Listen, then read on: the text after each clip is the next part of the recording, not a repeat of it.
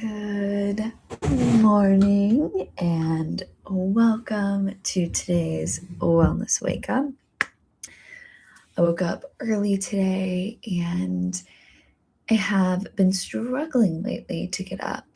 And I noticed this morning that the first thoughts that came into my mind were, I should get up. I have to get up. And then instantly my reaction was, I don't want to get up. I don't really want to get out of bed. Don't make me, right? Almost like a little kid throwing a temper tantrum. And what I realized was I can, with my words, change the tone of my day very quickly. But instead of saying, I should get up, I have to get up, to I want to get up.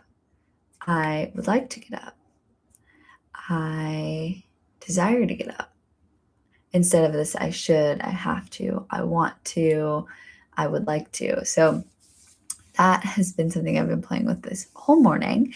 And then the next thing I had in my head was I should read. I should have read more. I have to read. I have to read more to show up here. And so I did end up reading the chapter about the fifth agreement. But I wanted to share because I'm not a very strong reader. I don't really like reading. And it's interesting that I've chosen to do all of these books here to chat about some of these like wellness books and these learnings. And I've really, really struggled to read this last year and in the mornings and even in the evenings. Reading puts me to sleep. Reading in cars makes me car sick. So audiobooks kind of are my jam, but enough of that. I know that you want to hear about the fifth agreement. So I took some notes. Absolutely, I love it. I love it, and yet I am only halfway through it. But I did read the fifth agreement chapter, which is all about being skeptical and learning to listen. So I wrote down this quote about the Toltec because it helps you kind of put yourself in the right frame of mind to receive this agreement. So the Toltec understood that we are going to create a virtual reality with or without awareness. If it's with awareness, we're going to enjoy our creation. And whether we facilitate the transformation or resist it, our virtual reality is always transforming. If we protect the art of transformation, soon we're facilitating the transformation. And instead of using our magic against ourselves, we're using our magic for the expression of our happiness and our love.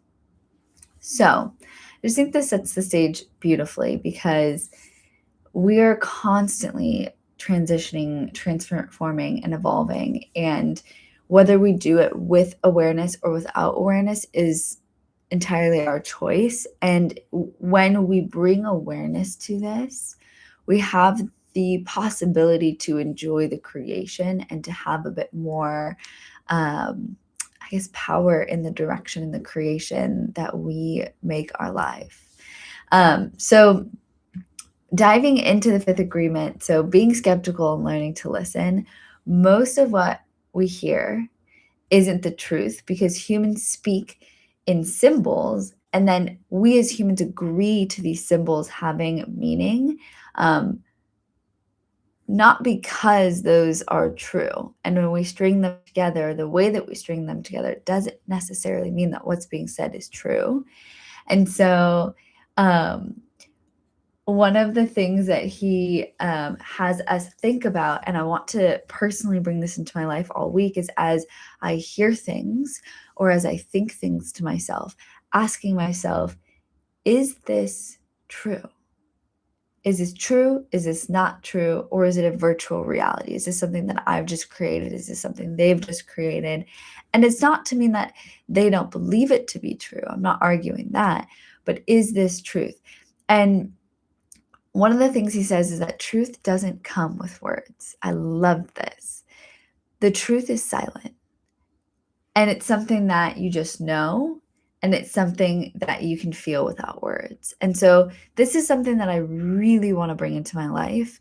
I find that I tend to try to think my way out of my feelings or my progress, my processing, and instead this invites this stillness, this sitting, this knowing that we all have, that truth is silent. It is not something that will be said in words. And so I'm really excited to play with this.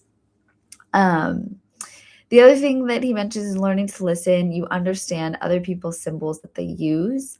You understand their story, and your communication improves a lot. Just because you understand their story doesn't mean you agree with it or you believe it. But when you learn to listen and you learn to listen to other people's symbols and other people's truths, then we can communicate much better. All right. Last thing that I wanted to share was this little bit. Once you realize that you create the whole symbology to communicate with your own kind, then you find out that the symbols are not really good or bad or right or wrong. You make them right, you make them wrong with your beliefs. And I love this.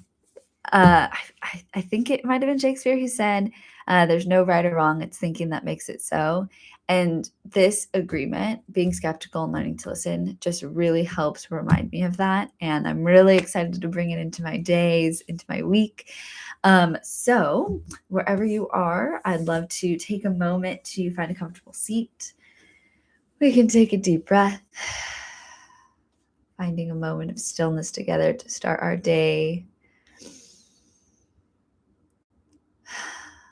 Noticing the sounds that are around you. Maybe noticing any sounds within you.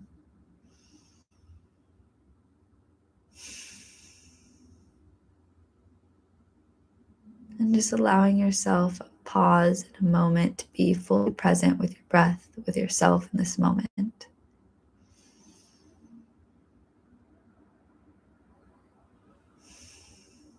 I invite you, if you'd like, you can give yourself a hug, grabbing either opposite shoulder blades or elbows.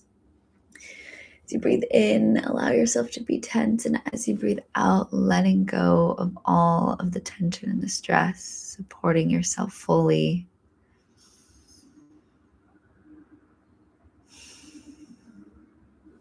And whenever you're ready, you can bring yourself back.